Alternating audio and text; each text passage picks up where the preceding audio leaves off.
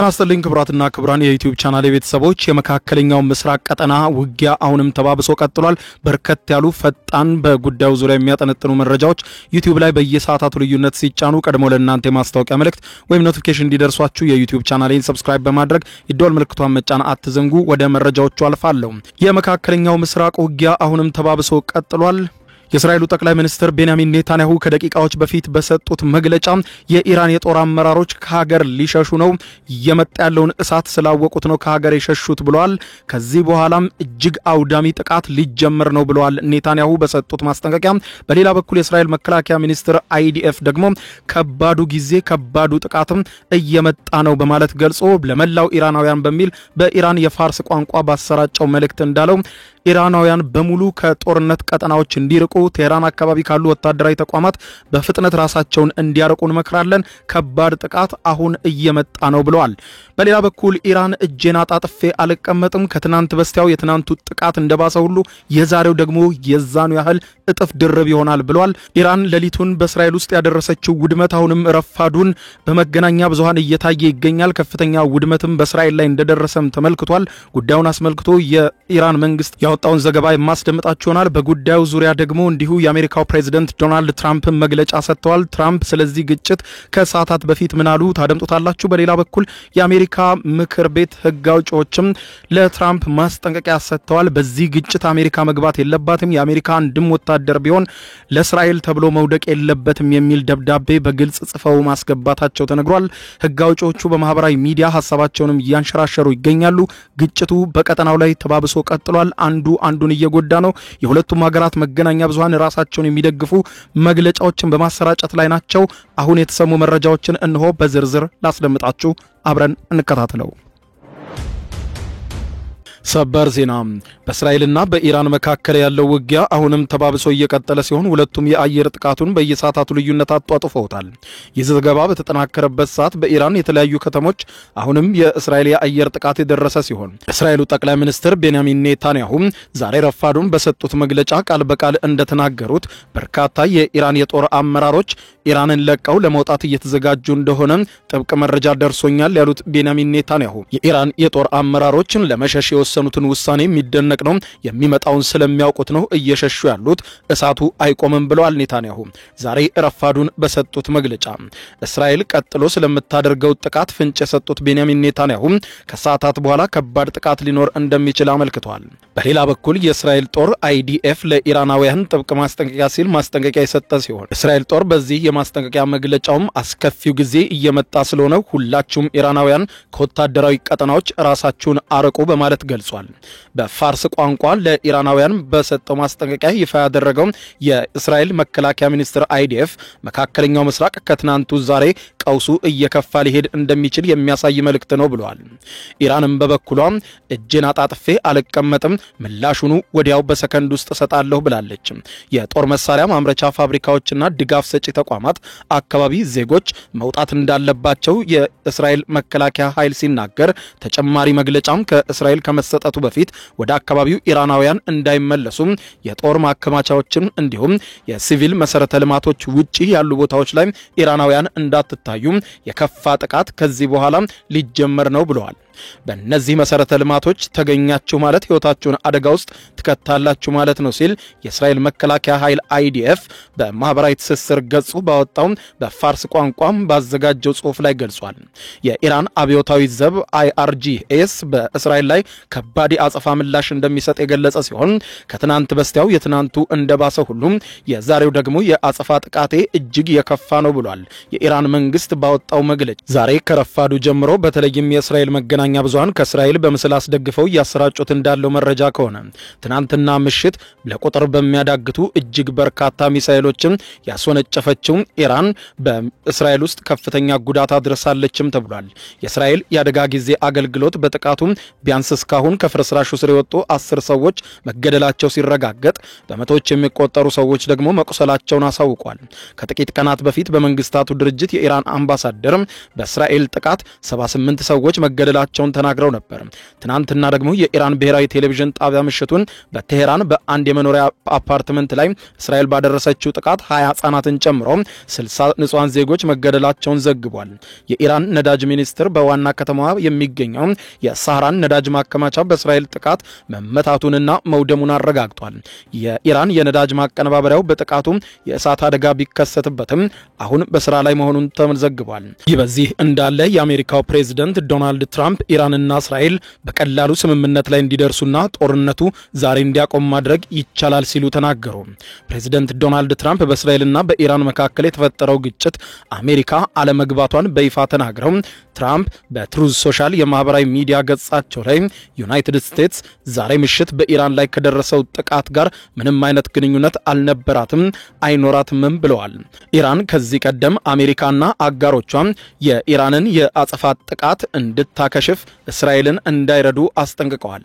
ትራምፕ አክለውም በማንኛውም መንገድ ሁኔታ ወይም መጠን በኢራን ጥቃት ከደረሰብን የጦር ሰፈራችን ከተነካም በዩናይትድ ስቴትስ ማንኛውም አይነት ጥቅሟ ላይ የሚጋረጥ ነገር ከመጣ ያለ ጥርጥር በጥንካሬ ዩናይትድ ስቴትስ ምላሽ ተሰጣለች ብለዋል።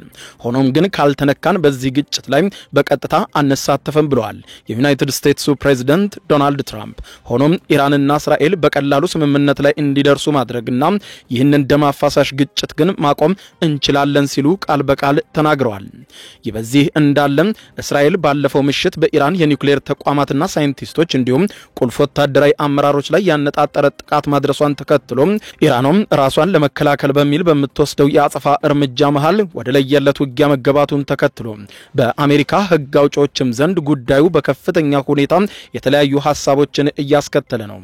ከተለያዩ የፖለቲካ ጎራዎች የተውጣጡ የአሜሪካ ሕግ አውጪዎችም በጋራ በመሆን የትራምፕ አስተዳደር ምንም አይነት እርምጃ በዚህ ጦርነት ውስጥ ከመውሰድ እንዲቆጠብና አሜሪካ አሁን ካለችበት ሁኔታ በላይ በግጭት ውስጥ እንዳትገባ በጥብቅ የትራምፕን አስተዳደር አሳስበዋል። የኬንታኪው ሪፐብሊካን እንደራሴ ቶማስ ማሲ በማህበራዊ ትስስር ገጻቸው እንዳሰፈሩት እስራኤል የጀመረችው ጦርነትን ለመጀመር በቂ አቅም ካላት ነው ራሷን ችላ ትዋጋ ለመከላከያ በሚል የአሜሪካ ግብር ከፋዮች ገንዘብም ለእስራኤል መገበር አላስፈላጊ ነው። ይህንን የጥቃት ጦርነትም ለመደገፍ ድምጼንም አልሰጥም ሲሉ ተቃውሟቸውን አሰምተዋል። በተመሳሳይ የቴክሳሱ ዲሞክራት እንደራሴ የሆኑት ግሬግ ካሳሪ በበኩላቸው የኔታንያሁ ግዴለሽ ጥቃት ሰፊ ጦርነት በመቀስቀስ አሜሪካን ወደ ግጭት የመሳብ አደጋ አለው በማለት ገልጸው ትራምፕ የኔታንያሁን ወረራ በመቃወም የኢራንን የኒውክሌር ፕሮግራም በዲፕሎማሲያዊ መንገድ ለመፍታት መጣር አለባቸው። ትራምፕ የአሜሪካ ወታደሮችን በኔታንያሁ ጦርነት ውስጥ ከማሳተፍ በፊት የኮንግረሱን ይሁንታ ሳያገኙ ሕገ መንግስቱን መጣስ የለባቸውም ሲሉ ጽፈዋል። የኮኔክቲከት ዲሞክራት ሴናተር የሆኑት ክሪስ መርፊ በሰጡት መግለጫ ደግሞ ይህ በትራምፕና በኔታንያሁ የተፈጠረ ጥፋት ሲሆን ቀጠናውን ወደ አዲስና ገዳይ ግጭት ውስጥ የመክተት አደጋ አለው። በእስራኤልና በኢራን መካከል የሚፈጠር ጦርነት ለኔታንያሁ የውስጥ ፖለቲካ ሊጠቀም ይችል ይሆናል፣ ነገር ግን ለእስራኤልም ሆነ ለአሜሪካና ለቀሪው የቀጠናው ክፍል ደህንነት አስከፊ ነው ብለዋል። አክለውም የውጭ ጉዳይ ሚኒስትር ማርኮ ሩቢዮ እንዳሉት አሜሪካም በዛሬው ጥቃት ውስጥ አልተሳተፈችም፣ ባልተጠየቅነውና ደህንነታችንን በሚያሳጣ ጦርነት ውስጥ እስራኤልን የመክተት ግዴታ የለብንም በማለት ገልጸዋል። ግን ሕግ አውጪዎቹ በተለይም ስጋታቸውን የገለጹት ኢራን የበቀል እርምጃ ከወሰደች አሜሪካ እስራኤልን ለመከላከልና የኢራንን የኒውክሌር አቅም ለማጥፋት ልትንቀሳቀስ ትችላለች በሚል መሰጋቱን ተከትሎ ነው። ትራምፕ ባለፈው ምሽት ለፎክስ ኒውስ እንደተናገሩት ኢራን የበቀል እርምጃ በአሜሪካ ላይ ከወሰደች አሜሪካ ራሷንና እስራኤልን ለመከላከል ዝግጁ ናት ሲሉ ተናግረው ነበር። የሚችጋኗ ዴሞክራት ተወካይ ደግሞ በበኩላቸው ራሺዳ ትላይቡ ፕሬዝደንቱ የኮንግረሱን የጦርነት ስልጣን በመሻር በራስ ፈቃድ የአሜሪካ ወታደሮች ከኢራን ጋር ጦርነት ውስጥ መላክ አይችሉም ብለዋል። ይህ የሕገ መንግስቱን አንቀጽ 1 የሚጥስ ሲሆን ጦርነት ለማወጅ የኮንግረሱ ይሁንታ ይጠበቃል። የአሜሪካ ሕዝብም በመካከለኛው ምስራቅ ሌላ የማያልቅ ጦርነት አይፈልግም። የአሜሪካ ወታደሮች የአሜሪካ ልጆችም ሄደው እዚያ ዋጋቸውን የሚከፍሉበት ምንም ምክንያት የለም።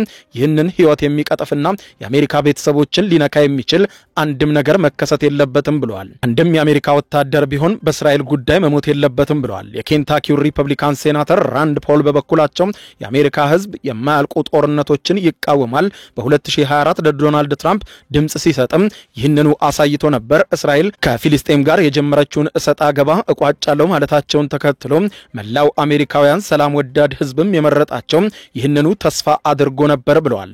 ህግ አውጪዎቹ እንዳመለከቱት ከሆነ ጥቃቱ የተሰነዘረው አሜሪካ ከኢራን ጋር በኒውክሌር ስምምነት ዙሪያ በዲፕሎማሲያዊ መንገድ ለመነጋገር በምትመጥበት ወቅት መሆኑን የዚህን ጥረት የወደፊት እጣ ፈንታ ገደል ከቶታል ብለዋል። በአሁኑ ሰዓት የሁለቱም ሀገራት መንግስታት መገናኛ ብዙሃን አንዱ አንዱን የሚያሞግስ አንዱ አንዱን የሚነቅፍ ዘገባ በመስራት ቀጥለዋል።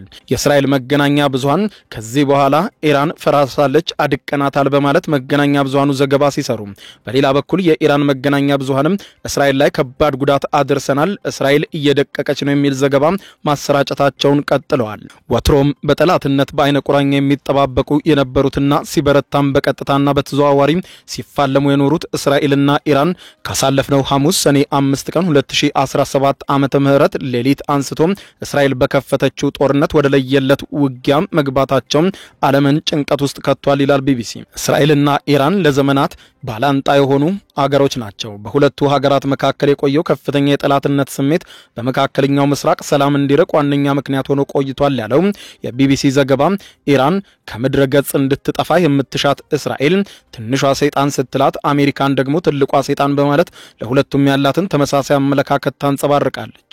እስራኤልም በተመሳሳይ ኢራን ካልጠፋች ተኝቼ አላድርም የምትል ሀገር ስትሆን ኢራንን ለማጥፋት ለዘመናት የተለያዩ የኒውክሌር ሳይንቲስቶቿን ከመግደልም ጨምሮ የእርስ በርስ ውስጣዊ ግጭት እንዲነሳ ብዙ የእጅ አዙር ስራዎችን ስትሰራ እስራኤል ቆይታለች። የሆነ ሆኖ የሁለቱም እቅድ ሳይዛካም እዚህ ደርሰዋል። የኢራንና የቴል አቪቭ ጠላትነት ምንጭ ምንድነው በማለት የሚያጠይቀው ቢቢሲ እስከ አውሮፓውያኑ 1970ዎቹ መጨረሻ ድረስ በእስራኤልና በኢራን መካከል የነበረው ግንኙነት ከሌሎች የመካከለኛው ምስራቅና የባህረ ሰላጤው ሀገራት የተለየና መልካም የሚባል እንደነበር አስታውሶ እስራኤል በ1948 ላይ ከተመሰረተች በኋላ ከግብጽ በመቀጠል ለአይሁዳዊቷ ሀገር እውቅና በመስጠት ሁለተኛዋ እስላማዊ ሀገር የነበረችው ኢራን ነበረች። በወቅቱ ኢራን ትመራ የነበረው በመካከለኛው ምስራቅ ካራ የአሜሪካ አጋር በነበረውና በአሜሪካ በሚሞካሸው የሻህ ፓህላቪ ስርወ መንግስት ነበር። እንደ አውሮፓውያን አቆጣጠር በ1979 ላይ የኢራን አብዮትን ተከትሎ መንግስታዊ ለውጥ ሲደረግ በሁለቱ ሀገራት መካከል ያለው ልዩነት መልኩን መቀየር ጀመረ። የአያቶላ ሆሚኒ ስርዓት ስልጣኑን ሲቆጣጠር ከዚህ ቀደም በኢራን ላይ ነግሶ የነበረው የአሜሪካ አስፈጻሚ የአሜሪካ ተላላኪ እንጂ የራሱ አቋም የሌለው ለፊሊስጤም ወገኖቹ የማያዝን ነበር በማለት የገለጸ ሲሆን ለእስራኤልም ከዚህ ቀደም የሰጠችውን እውቅና ሰርዛለች። ኢራን ከዚያ በኋላ በእስራኤል ላይ የምትከተለው ፖሊሲ እስራኤልን እንደ ጠላትና እንደ ሀገርነት እንደማታውቃትም ከመግለጽ በተጨማሪ በመካከለኛው ምስራቅ ታጣቂ ታደራጅባታለች። ይህም ማለት ደግሞ እስራኤል የመስፋፋትና በተለይም በፊሊስጤማውያን ላይ የምትፈጽመውን ነገር የምትቃወም ቀጥተኛ ሀገር ሆና መጣ። የአያቶላ ሆሚኒ አብዮታዊ የሻህ መንግስትን ገርስሶ የራሱን ስልጣን ሲቆጣጠር የመንግስታቸው ዋነኛ መለያ የአሜሪካና የአጋሮቿ ኢምፔሪያሊዝም መቃወም ሆነ። የአያቶላ አስተዳደር ኢራን ከእስራኤል ጋር የነበራትን ግንኙነት አቋረጠች። ለእስራኤል ፓስፖርትም እውቅና ነስቶም በቴህራን የነበረውንም የእስራኤል ኤምባሲ የእስራኤልን መንግስት ሲዋጋ ለነበረው ለፊሊስጤም ነጻነት ድርጅት PLO አሳልፎ ሰጠ። እዚያ በኋላ የተጀመረው ጠላትነታቸው አንዳቸውን ለማጥፋት የሚያሴሩ ሀገራት ሆነው ብቅ አሉ። በኋላም እስከ ዛሬዋ ዕለት ድረስ አንዳቸውን ለማጥፋት የሚጥሩ ሀገራት ሆነው የቀጠሉ ሲሆን አሁንም ጎራ ለይተው ፈንጂ መወራወራቸው አልቀረም።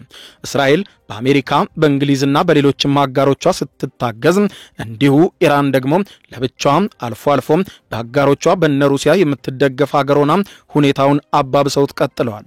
በአሁኑ ሰዓት የተለየለት ውጊያ ውስጥ የሆኑት ሁለቱ ሀገራት ዓለምን ወደ ሶስተኛው የዓለም ጦርነት ሊገፋ የሚችል ቋፍ ላይ መድረሳቸው ይታወቃል። በተለይም ደግሞ የኢራን የኒውክሌር ጣቢያዎችም በከፍተኛ ሁኔታ የእስራኤል ምት ያረፈባቸው በመሆኑ ጨረር አፈትልኮት ከወጣም ሌላ ጉዳት ሊያደርስ እንደሚችልም ከወዲሁ እየተነገረ ነው። ክቡራን አድማጮች በጉዳዩ ዙሪያ ተጨማሪ መረጃዎችን ከሰዓታት በኋላ ይዤላችሁ የምቀርብ ይሆናል። እስከዚያው በያለንበት የዓለም ዳር ቸር እንቆይ።